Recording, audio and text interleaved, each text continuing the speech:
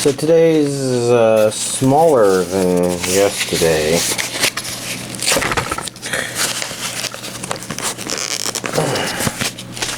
Okay, this thing's being stubborn.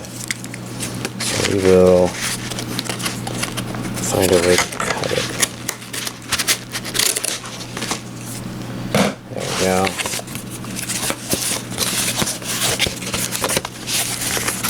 Let's see. First of all, that goes aside. Yeah, I thought this was maybe a hentai. Let's see. The other thing included in here was just a savings thing. None of the boards. So let's get this open.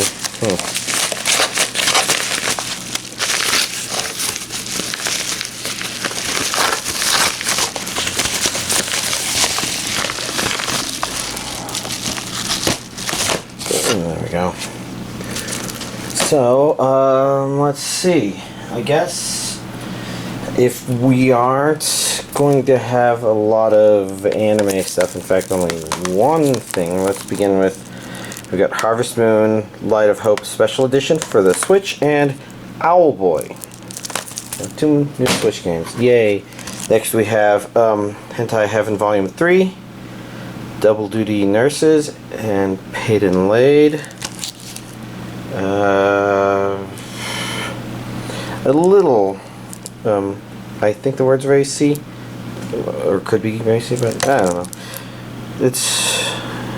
I see an A there, so I guess I haven't checked those before. And before we look in the one anime, more Pokemon cards arrived, but of the stuff that matters. I remember one Skyla arrived last time, but I don't remember which one, so there's both of them. Guzma arrived. Professor Juniper, and another Mega Gardevoir. I'm pretty sure everything else was already present.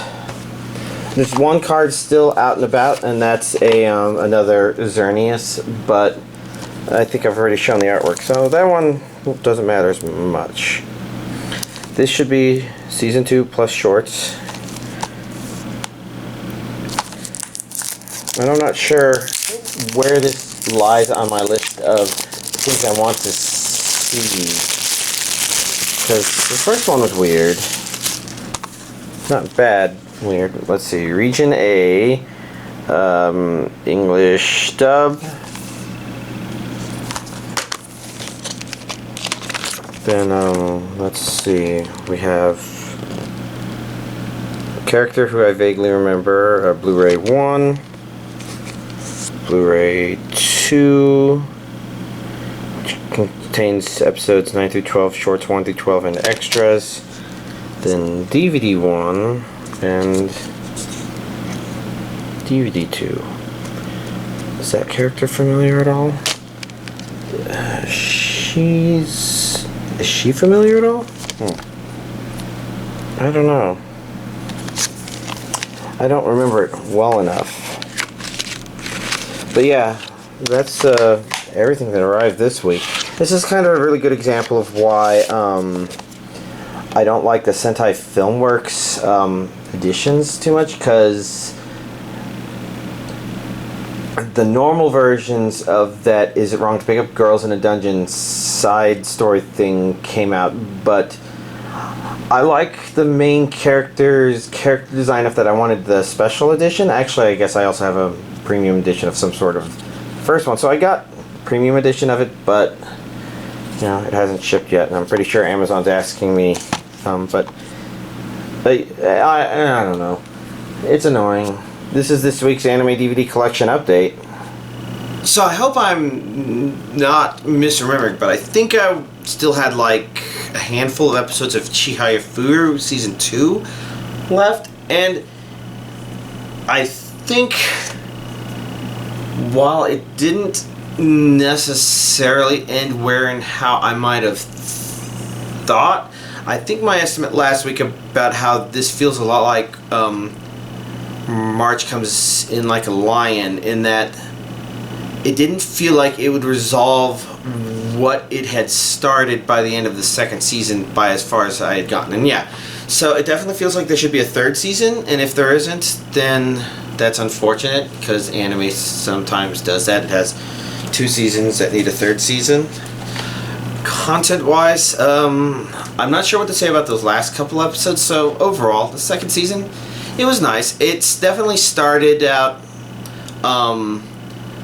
less shoujo socialization and more, alright, this anime has a focus now. And I think I compared it last time to Food Wars Season 2 in that regard, which is kind of interesting because it's kind of like a mix of that and a mix of Season 2 of March Comes In Like a Lion then, because there's this real similar blur between them being traditionally Japanese game that our main characters are playing, and there's classes and dans and all sorts of ranking sort of stuff going on, and it's kind of giving some hints as to maybe professional level stuff, I'm not sure. But at the same time, it's interesting that this is a shoujo that's a lot more sporty, I guess, whereas March Comes In Like a Lion, I don't know. It's kind of interesting because actually I think I was thinking this was more like it's a sporty, a very shoujo-y, sporty show, and I don't know. That might change things a little bit differently because March Comes In Like a Lion is just, it's significantly more slice of life to the point where you can tell based on the slice of life portions of it that it's not going to end in Season 2, whereas this one you can kind of tell from the sports perspective it was, even though, I don't know, they're both very shoujo-y, I guess. Oh well. Anyways, Season 3 will definitely be something. I'm not going to say it's going to be super high priority, because by the time it comes out, if it is out, you know, I'll probably be in the middle of other stuff, and that affects how I feel about stuff, but I don't know. I watched Batman Ninja, and it's a very weird mix. First of all, it's a bad Batman and a bad Joker, and I mean objectively so, because I'm pretty sure this doesn't spoil things at all, other than just this kind of reviewerish concept. But Batman as a character is generally considered interesting because he falls into one of 2 categories. Either he's ridiculously overprepared for everything, or he's entertainingly improvisational. And usually it's the villains who are trying to make a point about Batman not being the Batman without his toys, but this one it has Batman saying that. And you could think, oh, maybe it's a new Batman who has to figure out how to improvise, except they don't have him improvise, and he's a Batman that's so late in the Batman development cycle that there's like 3 or 4 Robins or something like that. Like, I don't think there's anybody specifically called Robin, but I was pretty sure that Robin became Nightwing, and the other 2 Robins there had special names or something. Maybe there was someone called Scarlet Mask. I'm not sure. Some of the Batman lore evades me because I'm not that deep into it. Just deep enough to ask questions like, my only exposure to Gorilla Grodd is that his name? Gorilla something that begins with G. Well, my only exposure was through the Justice League animated stuff, and I got the impression from that he seemed like a potentially Superman caliber villain, but it sounds like he was Flash, so I kind of wonder, he seems like the only villain in this one who has no Batman origins.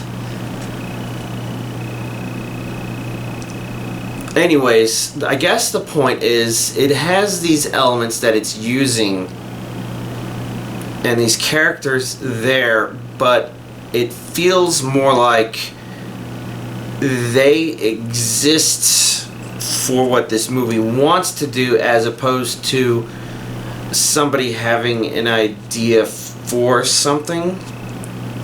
Because again, a good Batman doesn't sit around and say, oh, none of my toys work anymore. I have no idea what I could do. And then, yeah, it's a bad Batman. And I said it's a bad Joker, and that's because early on in Batman Joker conflicts, Joker has a samurai sword fight with Batman, and I think that kind of exemplifies some of what's off about it, because that's a bad Joker, because Joker wouldn't try to win in a fist fight with the Batman. He's usually trying to stay 2 or 3 steps ahead of Batman such that it never comes to that, and by the time it reaches there, Joker puts up a good fight, but that generally means that he's near his end game. And it's kind of, as you can see, it's kind of set up so that, okay, it's interesting to see Batman and Joker having a samurai sword duel, but it feels more like the characters were just placed in front of each other in order to do that. Not necessarily literally so, but so much narratively so. And I know all of this sounds really bad, but that you shouldn't confuse that with it may still be enjoyable and entertaining to people because of its absurdity. So it doesn't really treat Batman and Joker like they should be, but it does treat them as if they are there to be part of an absurd story told. And the interesting thing is there's a lot of absurd story stuff happening anime out there, but unlike a lot of those, this one is on the more comprehensible side. Like, you understand what's going on from moment to moment, whereas something like Dead Leaves, the animation just jumps completely over the top right then and there, lots of stuff happening, and you can kind of follow, but it's also a little bit incomprehensible, especially mixed with all the absurdness. It's like, why should I believe this happens? Whereas this movie kind of wants you to believe certain things happening that are just like slowly unfolding in front of you, I guess. It's interesting. It was definitely entertaining, but it's also one of those things where I kind of recognize you probably won't respect this Batman. You would instead think, oh no, that's a neat idea. And there's nothing really wrong with that per se.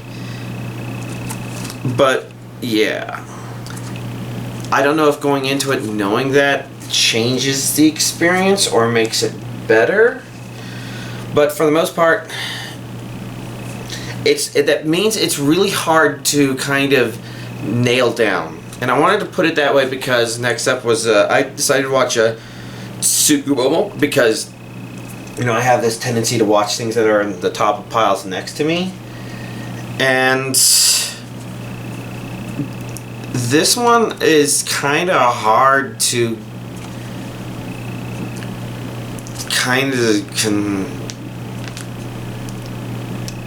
talk about.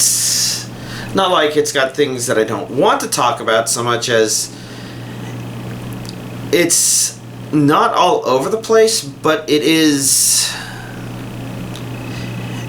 hard to kind of take what it is and summarize it in a really good way, because you have the basic premise of basically inanimate objects that have come to life, and we call them yokai, and she doesn't like to be called a yokai because I guess she's a specifically sophisticated kind of object that came to life, because they make this distinction between stuff that have come to life because of many years of human usage versus, oh, this one came to life because very suddenly because of a strong human emotional something or the other and negative energy of some sort in the air. That it begins with M, but I can't remember what it was called.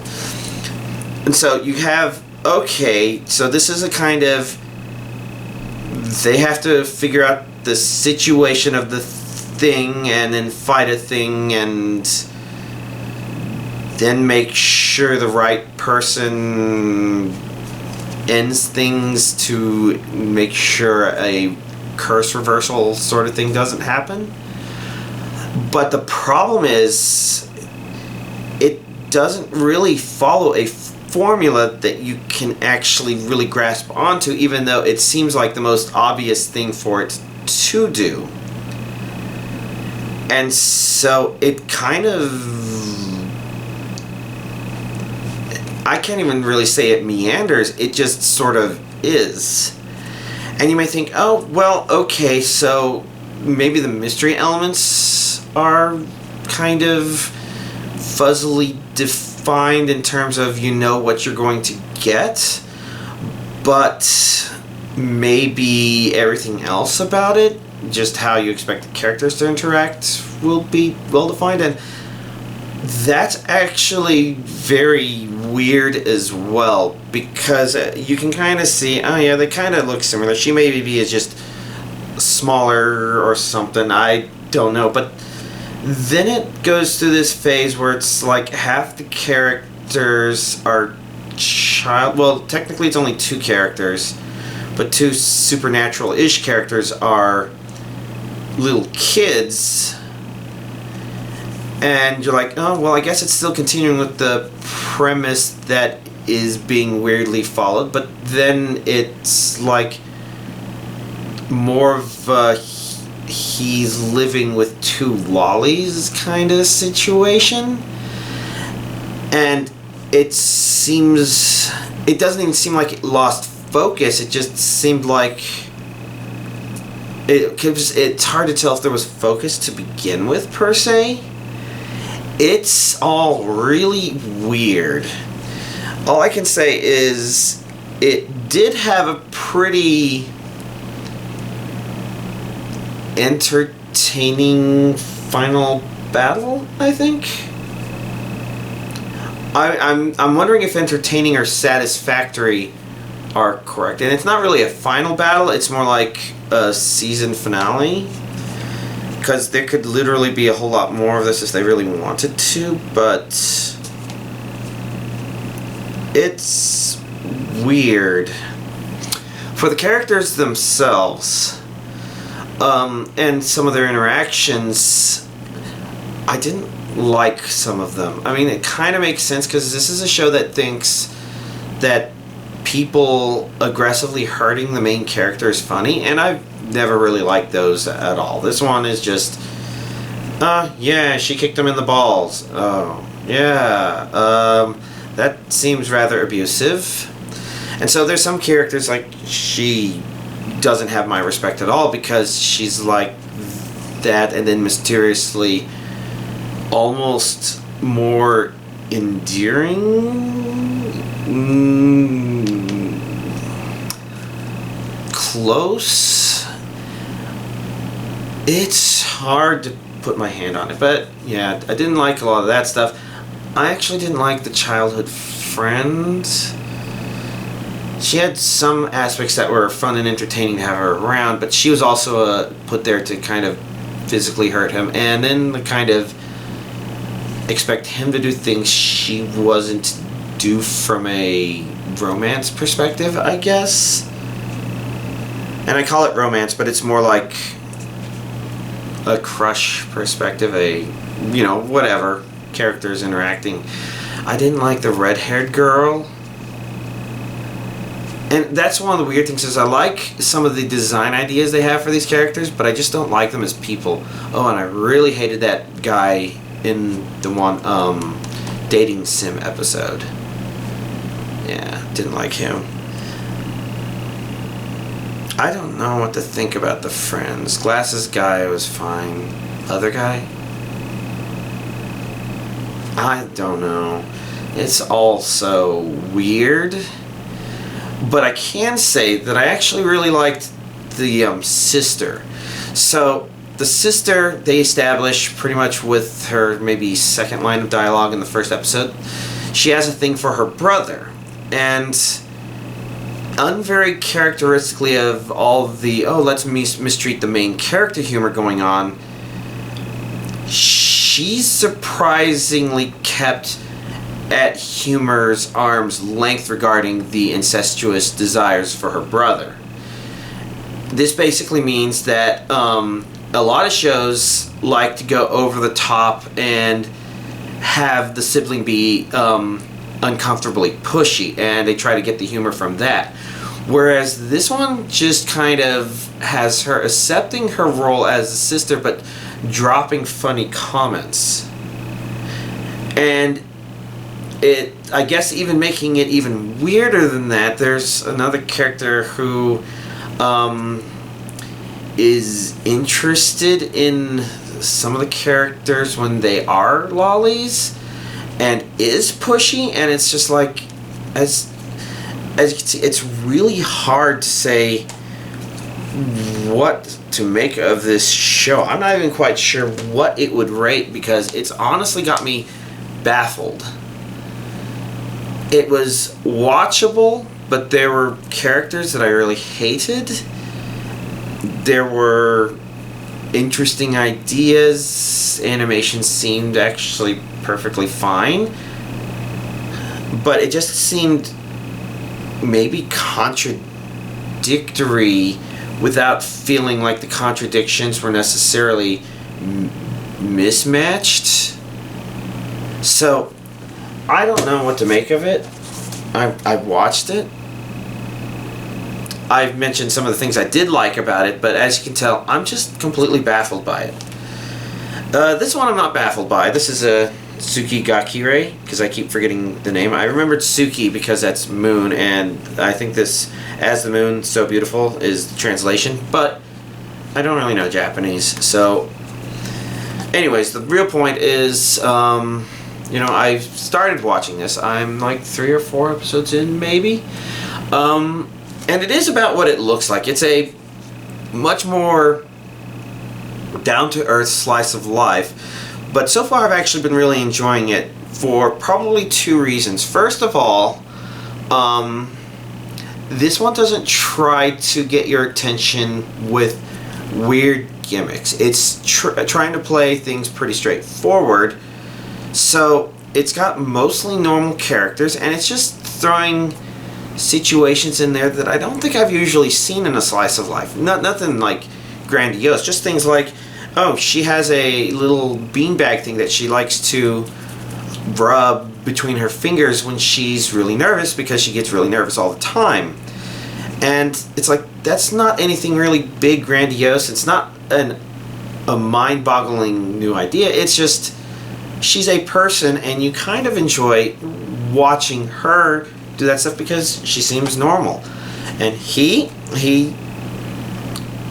writing literature, but they're not making it out to be a big deal. It's what he does, and he's embarrassed about it. He's a middle schooler. They're going for that, they're at that awkward age moment, but they're not making the show really awkward. They're keeping it really down to earth slice of life. These characters feel like they could be real. And it's about them. I want to call it romance, but I'm not. Yeah, I think I've seen enough to say that it is going romance angle, because sometimes you could be going less a romance is happening, but the anime could be more about the attempts and failures. Sort of like how a lot of harem anime are kind of romantic comedies, but they're not really romantic per se. They're kind of placed in a romantic setting, but romance doesn't happen, and that's an easy criticism to level at a lot of them. Whereas Tsuki Gakire could be going in that direction, unless the romance is intended to be a scenario for which we witness 2 people going through a pretty regular and, I'd call it, relaxingly engaging awkward middle school or something like that. I don't know. I don't like to use the word awkward, because I watch it and I don't think awkward. Actually, what I mostly think is, it seems like too much energy. I wouldn't even bother with most of this stuff. But I guess that's what happens sometimes when you're in your middle ages, or do they not call? Yeah, I'm pretty sure. when you're in your middle ages and you're looking back and you're like, I can't do that anymore. I just don't have the time or the energy. I don't know. This is all really weird. And of course, I'm wearing the Teenage Mutant Ninja Pikachu shirt because I showed more Pokemon cards, and then next week I'm going to go back to regular anime shirts. Oh gosh, I'm going all over the place. I'm splitting my attention. Because you'll also probably want to know about other stuff. Like, okay, my friend started rewatching Reboot while over here. We caught up on Steven Universe, and if you didn't know that there were 2 new episodes of Steven Universe, you should watch them. If there's a preview that comes on after the first episode, you shouldn't watch it. It spoils stuff that happens in the second episode. It's a dumb thing for them to do. But Steven Universe, I think, is actually staying pretty strong. I really liked them. I actually like the previous group of 4 stuff, even though those are more about Beach City, whereas these 2 are more about gyms. But digressing, other stuff, I started watching Reboot with that friend after we caught up, and this is the old Reboot, not the new Power Rangers reboot thing. I think that's the way he described it, and it's interesting. I'm trying to decide if I could say it does or does not hold up, because if there's a reason it doesn't hold up, I think it had some neat ideas that nowadays are actually kind of held back by the technology and the storytelling conventions of that time, which is not a bad thing per se. It's one of those things where it might just mean it's kind of hard to start the series, because Beast Wars is actually a really good example of this. It starts kind of weird and they don't know how to animate everything very well, but by the time you get to season 2 of Beast Wars, the animation is actually pretty neat. They gotten really used to the CGI, how to do stuff with it and how to build things, and at the same time their ideas for storytelling have advanced. Now I think it kind of takes a half step back in season 3, probably because they raised the stakes too much, I guess, would be my best guesstimate. But that's Beast Wars, and that's kind of the similar area as Reboot, and I remember some of what later episodes of Reboot do, and it'd be kind of interesting to see how it goes from where it is to there, and especially since that means as Reboot as the series continued to go, that meant that they were able to get more used to designing stuff. They weren't as beholden to 90s cartoon era logic, and it'd be nice because Megabyte's actually a really cool character who they maybe made an alternative. No, Megatron, he kind of embodies some similar concepts as Megabyte, but Megabyte's really a very different beast. He's almost more like Megatron mixed with Radicant from The Great Mouse Detective, I guess.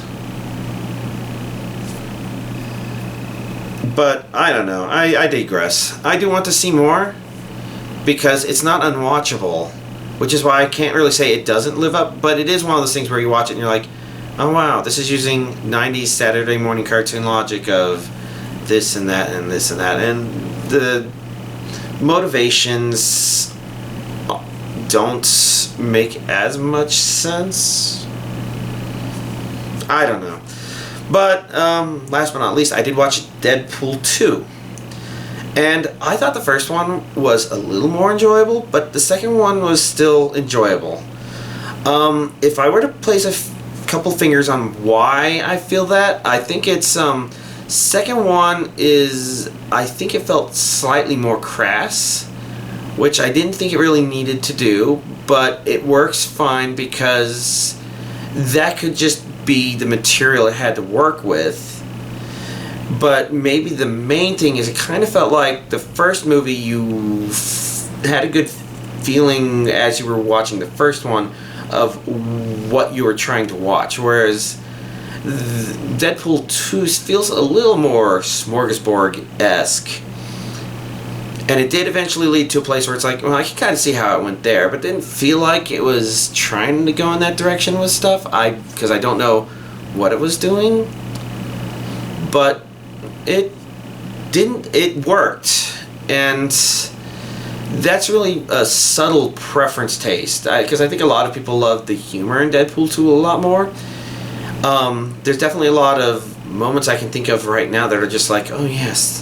Oh yes, but I don't want to really mention them on camera because, you know, how many of y'all haven't seen it yet? Maybe y'all are going to see it this weekend, and I don't want to spoil it. I just want to make sure you're like, oh, okay, so Giga Frosty enjoyed it. You know, he enjoyed the first one slightly more, but maybe you will enjoy the second one slightly more. I can see plenty of reasons why that would be. If there's anything to take away, it's something I never thought about talking about, but did because I talked to a coworker about it, and that's whether or not you should watch Deadpool 1 first if you haven't seen it. And I think it's a good idea, because Deadpool 2 kind of assumes, oh yes, there's this relationship here, and these characters know each other this way, and you lose some of that context if you haven't watched Deadpool 1 first, but it might be that there's enough in there for you to basically understand everything as it's presented. It's like, oh yeah, these people are clearly friends. These people are clearly, yeah, I don't know. So, I don't know. I think you can watch Deadpool 2 without watching Deadpool 1. I just still think it's a good idea. It's a weird thought that I thought I should probably try to have out loud here. Alright. Well, I think that's all the stuff. I'm not sure what else I've done that would be worth mentioning. I guess there is a decision where I'm going to get another Pokemon deck. See, I've got the deck here, and you can kind of tell these aren't the deck, these are, you know, different stuff. And it's because I'm not sure if shadow playing Pokemon is as easy to do as it is for Magic the Gathering. So having two decks to play against each other seems good for practicing and understanding that deck and maybe tweaking it a bit so that it's got more of my own personal flair. But I'm not going to build a deck that's an expensive one. I'm actually just going to purchase a $20 deck or something like that. It looked like there's a Milotic deck out there, and I really like Milotic as well, so I'm probably going to try and focus on that, get that, and purchase some additional cards. But, yeah, I don't know. So, I don't know what that means. I don't know what anything means. I don't even know. Am I going to play one of these Switch games now? Owlboy, probably not, since I'm not sure if I'm in a platforming mood. And I should probably never play a Harvest Moon game just because I can never seem to finish one. Technically, I guess I played one Harvest Moon game and a couple just one Rune Factory as well. And I never finish any of them. The timing, the pacing. Oh, and I guess I started Stardew Valley and I never finished it. I don't know. I don't think I like time management games. Or maybe it's energy management games. I'm drifting, I'm babbling. I should probably let y'all have a nice week.